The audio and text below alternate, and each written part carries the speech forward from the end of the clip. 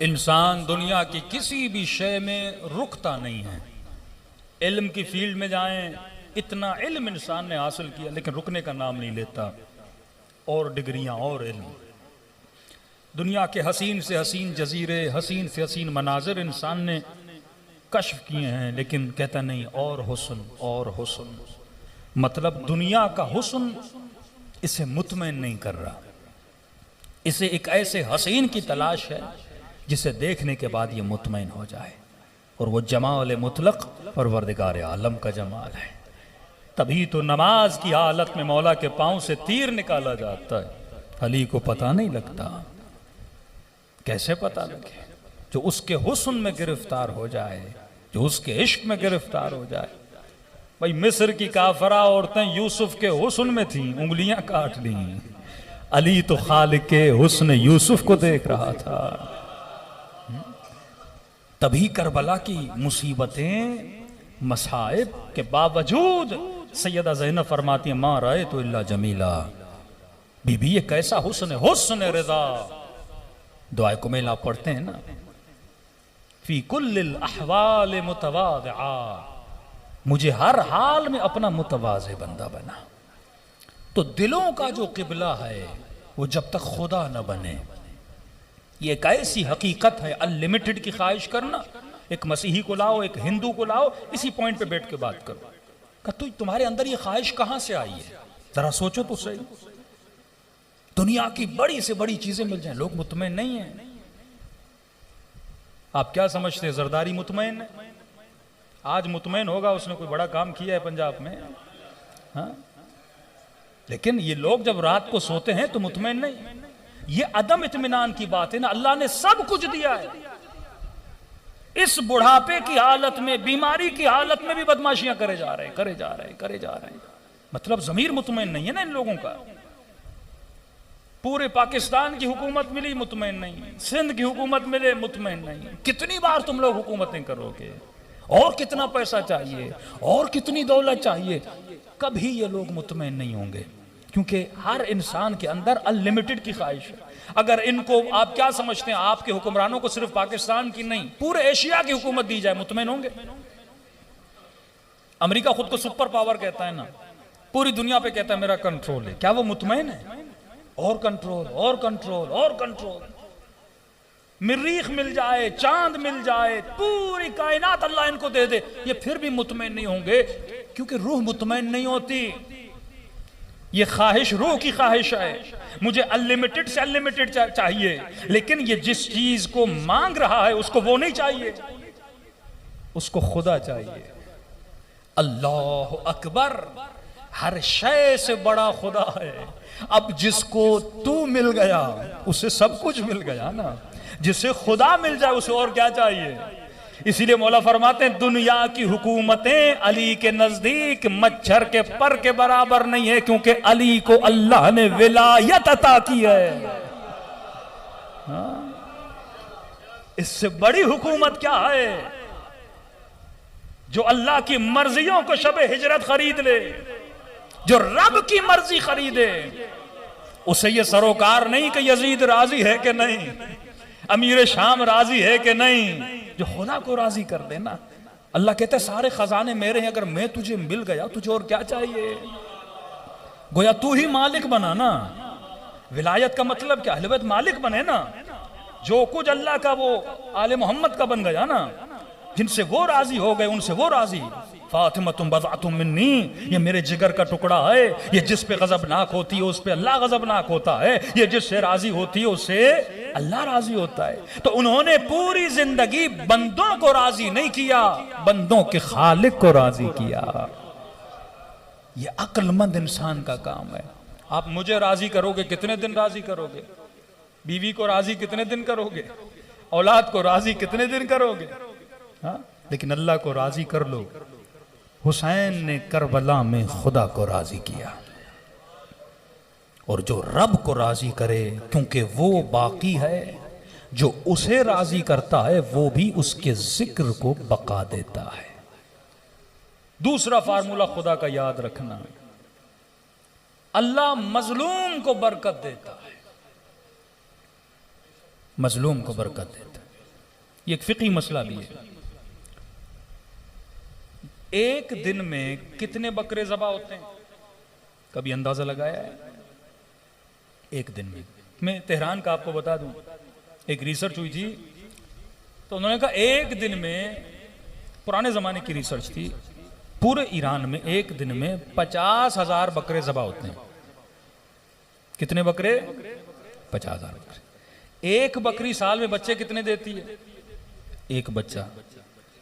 एक दिन में तूने 50,000 बकरे ज़बा कर दिए। और मासूम फरमाते हैं बकरी सबसे मजलूम हैवान है, क्योंकि ज्यादा से ज्यादा ज़बा होती है, मजलूम है। और अल्लाह मजलूम को क्या देता है? बरकत देता है।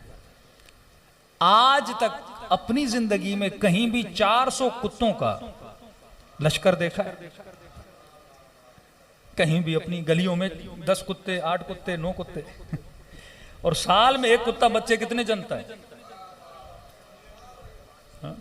मुझे नहीं पता, लोग कहते हैं 8 से 9 बच्चे जन्म देता है, लेकिन आज तक आपने इनकी 400 की भी कंपनी नहीं देखी होगी। लेकिन जिंदगी में 2-2 हजार बकरियों को एक साथ चलते हुए देखो।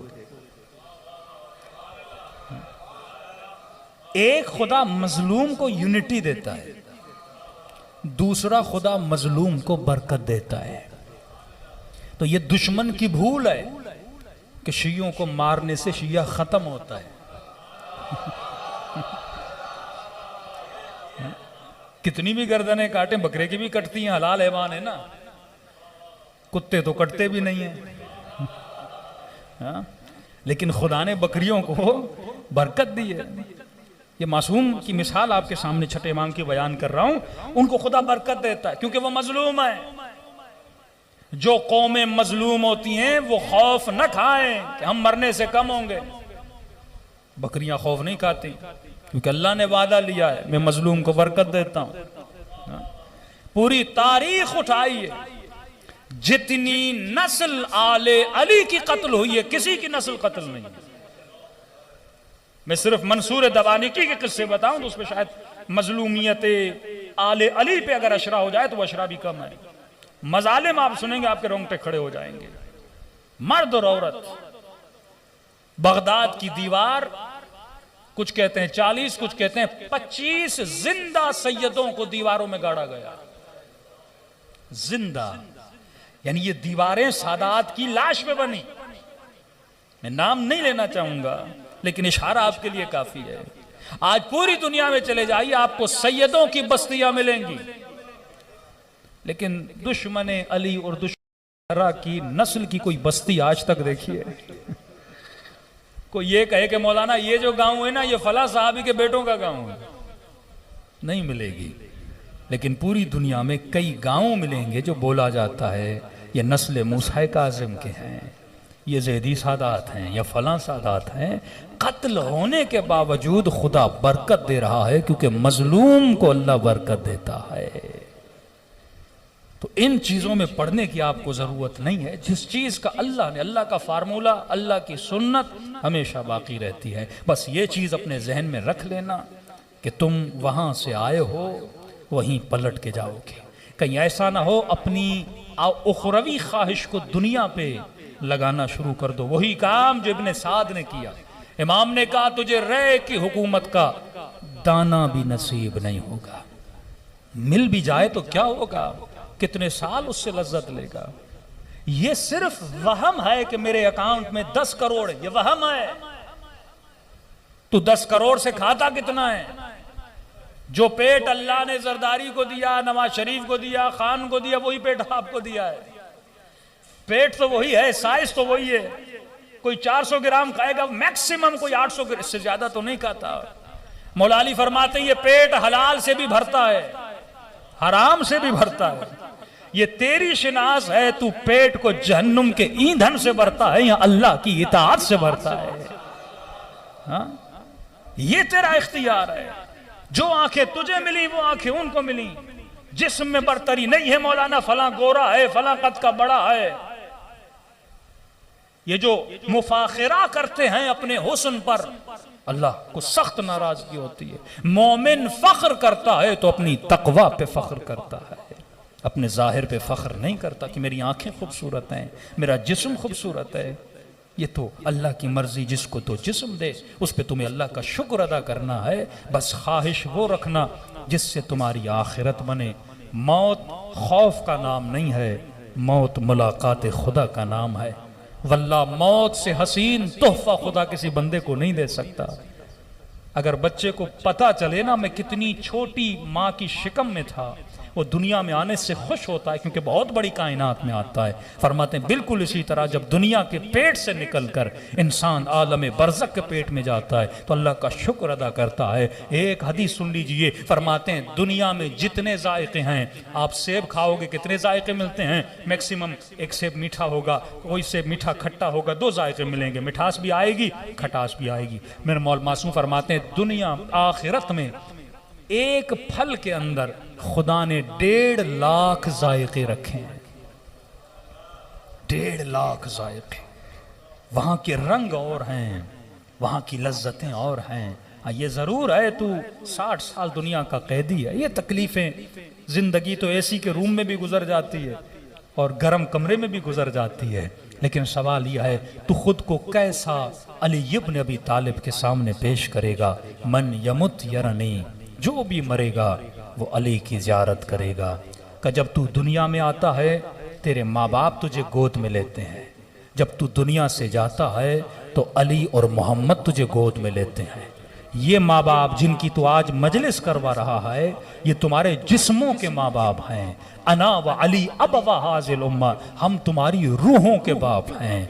हम नफ़क़े रूह अव्वल जो मुस्तफ़ा की रूह थी उसी रूह से तुझे नफ़क़ा मिला है, लिहाजा हम तुम्हारी अरवाह से अटैच हैं। अगर तू वहां पर ऐसी शक्ल बना के आएगा, अगर किसी माँ की गोद में माजूर बच्चा आता है तो माँ को कितनी तकलीफ होती है। 9 महीने का इंतजार होता है, बाप मुंतजिर रहता है। सही सालिम बच्चा आए तो माँ बाप खुश होते हैं, लेकिन कोई ऐसा बच्चा है जिसकी टांग कटी हुई हो, जो आंखों से नाबीना हो, जो कानों से बहरा हो, कितनी तकलीफ होती है इस माँ को और बाप को। अली फरमाते हैं बिल्कुल इसी तरह हम तुम्हारी अरवाह के बाप हैं। जब तू दुनिया से जाता है अली तेरे इस्तकबाल में तुझे गोद में लेने के लिए तैयार रहता है। खुशी तब होती है जब तू सही सालिम होकर मैं समेत तम्मार की तरह अली की गोद में आता है, सलमान की तरह अली की गोद में आता है। लेकिन अगर तू माजूर होके मरेगा,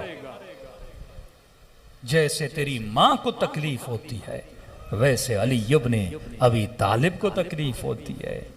और शुक्र खुदा करें, किसी ने मासूम से पूछा मौला क्या अली वाले भी माजूर पैदा होंगे, नाकिस पैदा होंगे? जिस तरह बच्चे नाकिस होते ना, हाथ कटे हुए, 2-4 हाथ, 4 आंखें, 2 सर, 2 दिल, नाकिस बच्चे।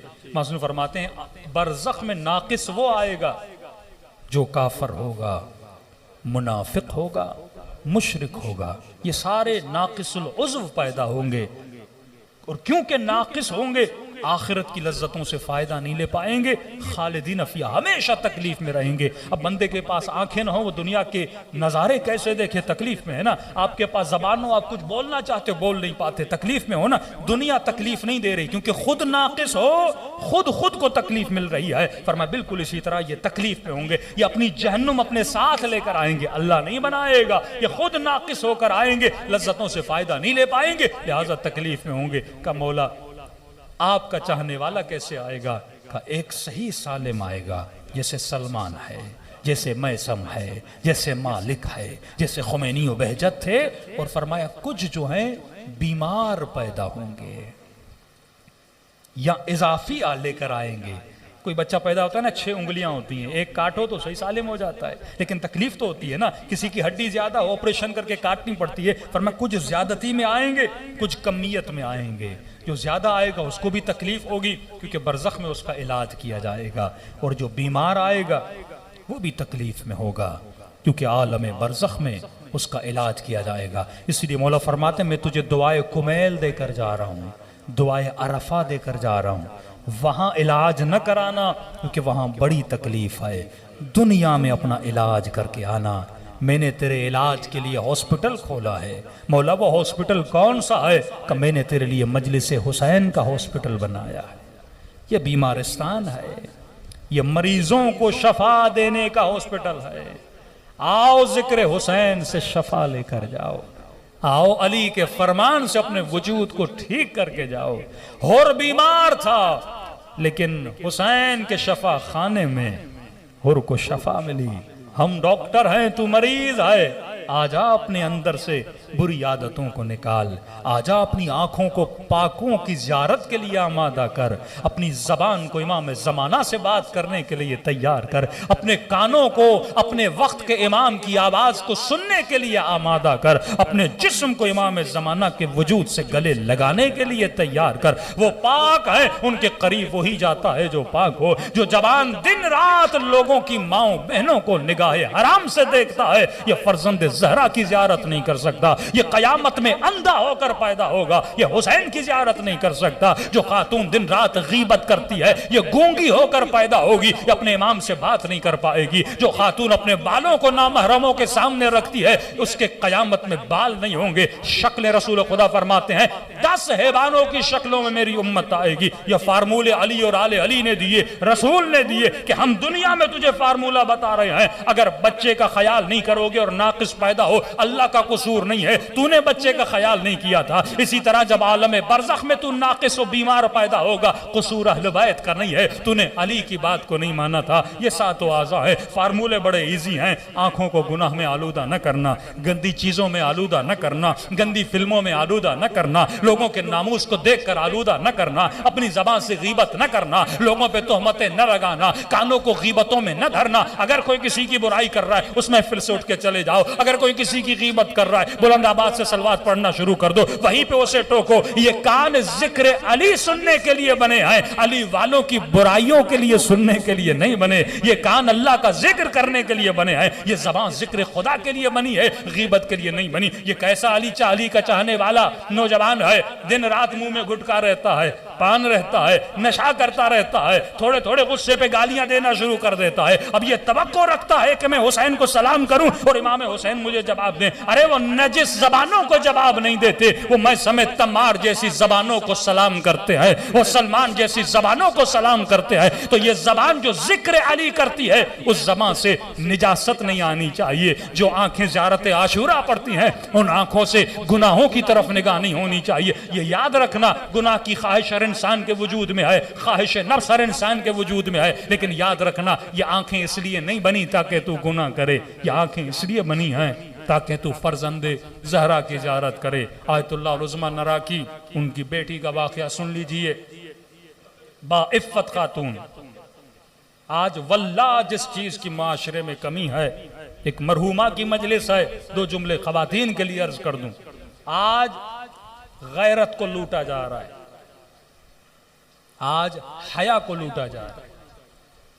एक मोमिना ने कहा कि मौलाना मैंने ख्वाब देखा है, इमाम ज़ैनुल आबिदीन ने सिफारिश की कि कहो अपने मौलवियों को, कहो मिंबर पे आने वालों को कि हया पे मजलिसें पढ़ें, हिजाब पे मजलिसें पढ़ें।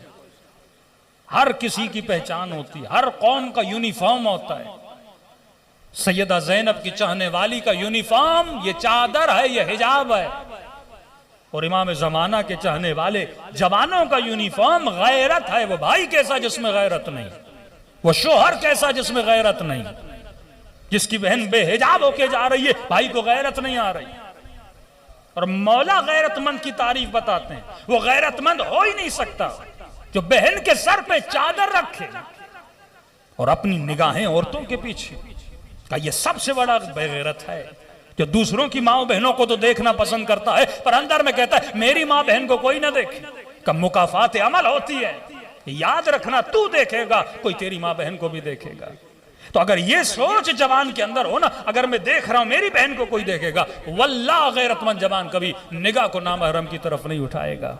मेरे चौथे इमाम फरमाते, मिंबर से पढ़ो, आज हया पे हमला हो रहा है, आज कल्चर को तबाह किया जा रहा है, आज तुम्हारे घरों से चादरों को छीना जा रहा है, टीवी के जरिए, मीडिया के जरिए। ये वाकयात क्या हैं कि शिया लड़कियां घरों से जा रही हैं। ये क्यों है? क्योंकि हम तवज्जो नहीं कर रहे अपने बच्चों की तरबियत की तरफ।